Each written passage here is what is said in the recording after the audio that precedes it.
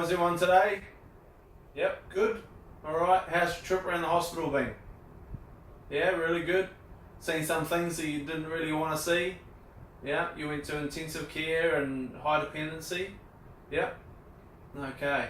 Did you see the two guys in there? There's two in there at the moment. One's got a big, like a Game of Thrones throne on. Yeah, big cage. Okay, does anyone know what's happened with them? Yeah, you kind of do. Okay, there are two motorcycle accidents that happened in the last week, and they've got brain injuries. So we call them. You've seen these blue helmets around the hospital. Yep. You don't really know what they're for. Well, that's because of what happened in my accident and where I'm at the moment. Okay, so TBI is a traumatic brain injury, and that comes in from an impact on your brain or your head. And how do these things happen? Well, that's through an accident, be a motorcycle accident, car accident, a fall, sometimes in fights when boys think they're going to have a fight because they think it's a good idea and they punch someone and they fall over and bang their head. Or maybe you just get pushed sometimes, the accidents do happen. But if you bang your head, something you probably haven't been told today is that the impact, even though for me it was on this side, it affects the opposite side of the brain. Okay, so it's not where you hit your brain, it's like the ripple that goes through and your brain bounces around. It's got a big sack of liquid in there that it bounces around. So that's what happens when you bang your head. Okay, now you've all had bruises before. Yeah, everyone's had a bruise. Okay, all that is the blood vessels being ruptured when you've been punched or hit or walked into something stupid. The blood vessels burst, and the bruising is the blood that's under your skin. So if you can imagine your head, all that happens is you get hit, head shakes around, and you burst some blood vessels. Now that becomes blood on the brain. Okay, and the problem is that your skull's only so big, so if you've got any blood in there, it's got nowhere to go. Alright, so that's roughly the background of it. If you see these helmets, it's like a bike helmet like you get when you ride your bike, except mine looks way cooler than yours probably do. That was because of the surgery I had with what happened to me. Now, a bit about my story is that I was in a stairway in my apartment building, and it had no windows and no lights, and the doors, once they were locked, you couldn't get out, you could only go to the ground floor. Now, I had to get down 14 flights of stairs, and it was pitch black. I didn't even make it down the first ones. And I fell and I banged my head along with a couple of other things, and ended up with unconscious at the end of the stairs, and I was down there for 9 hours bleeding on the brain before someone found me. And it was only by chance that they found me. It was they weren't looking for me. No one knew I was there. They just happened to look in the stairs because they were cleaning up. Now, I got to the hospital, and have you guys been told today about fixed and dilated eyes? That when someone dies, both eyes go fixed and dilated. I arrived at the hospital unconscious, and one of my eyes was fixed and dilated. And why that had happened was because I was half dead. I had a 50% chance that I was going to live through the surgery. And what they did for the surgery, I don't know if you guys can see, big scar that goes in here. They cut me from here all the way around here, and they peel your skin back so they can see the bone, and they get a saw and they cut a big hole in it. And why do they do this? To take the pressure off. Because if the pressure gets too much, then it'll come out your eyes and start pushing down your spine, and you start getting paralyzed and problems all over the place. Okay, it's not good for that to happen.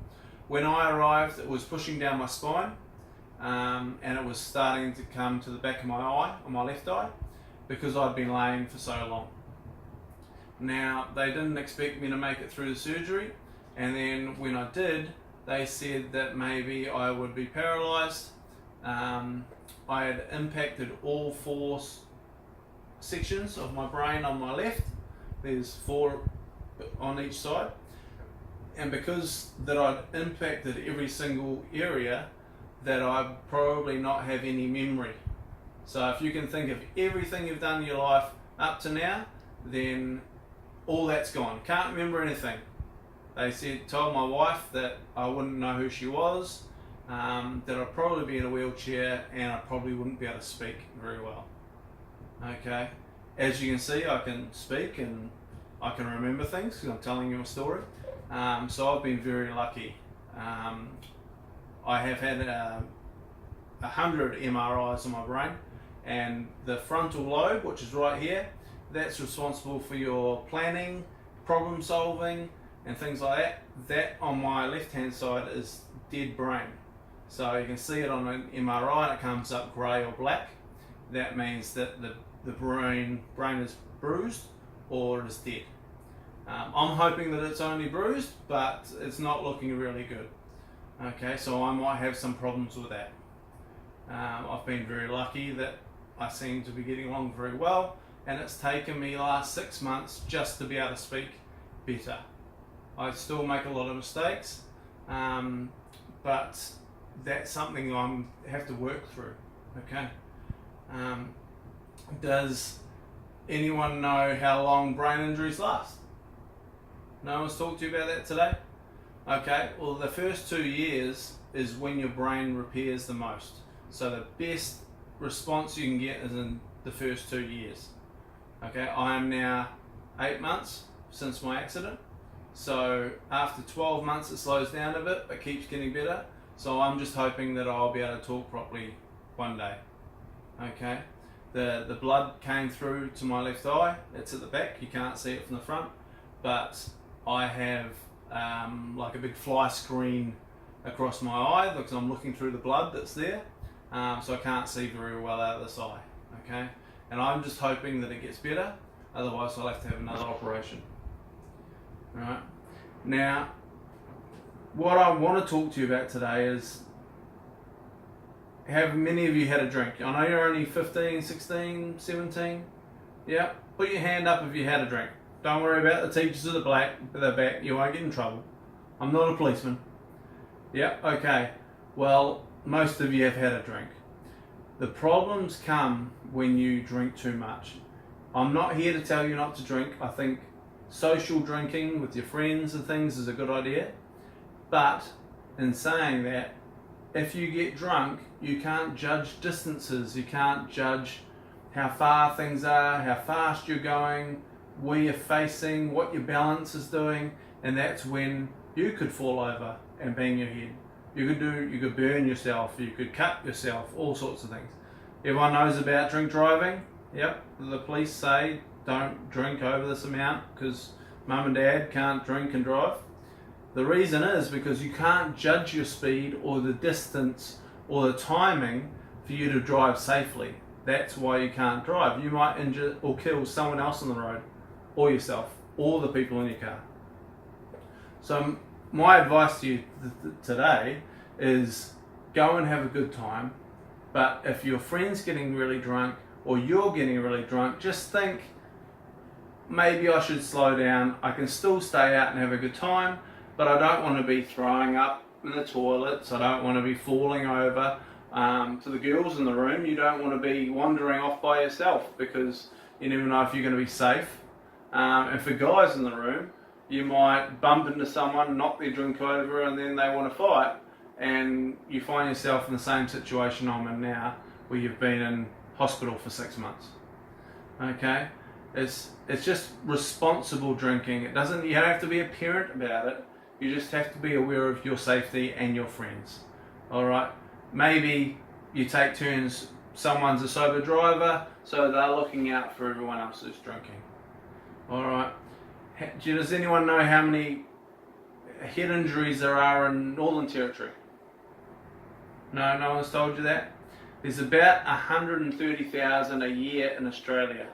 That's the population of everyone in Northern Territory having a brain injury. It's a lot, isn't it? Some aren't so bad, some are very bad, and in a lot of car accidents and things, a head injury kills people. So it's a very serious thing to think about, but you just need to be aware that accidents happen, whether you're riding a motorbike. Jonah's about to talk in a minute, and he'll tell you his story about his motorcycle accident and how his brain injury is affecting him at the moment.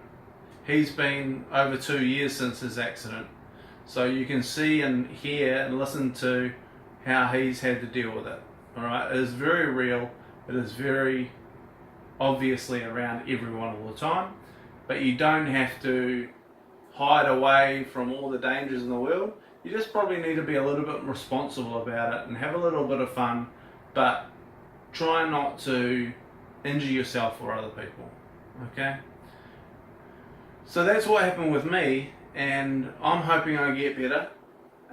It's a good story, as you can see. I'm standing in front of you and doing this talk, but a lot of people don't have as good a news as I have, and Jonah is a lot worse than I am because his brain hasn't repaired as much as mine has. So just when you leave here today, don't stress about how dangerous life is and how you shouldn't do anything. Just go away here and think, when I start to drink, I want to have a good time with my friends, and I don't have to be at a point where I can't stand for that to happen. Alright, just drinking and drugs, just be mindful of what you're doing so you're aware of the danger you're making yourself and other people. Okay? You want to see your friends the next day, they want to see you too. My friends are very lucky that they see me now, and I'm thankful for what's happened and how I've recovered, and that's the best I can hope for. It was an unfortunate situation for me to be in that stairwell and no lights and no keys, but if I was dead sober, I probably still would have fell, and I just have to think about that and my friends and the people I care about, and how I want all of us to grow old together, so in 50 years we can have a drink together and celebrate a birthday or Christmas or something. Alright, has anyone got any questions about my story or drinking or anything like that? No? You can come see me after the talk, Jonah's talk, and if you've got any questions you can ask me. But just go away today and maybe talk to each other or talk to your parents and see what you feel about it, because that will decide how you're going to act when you're growing up or grown up. Okay? Alright, thanks guys.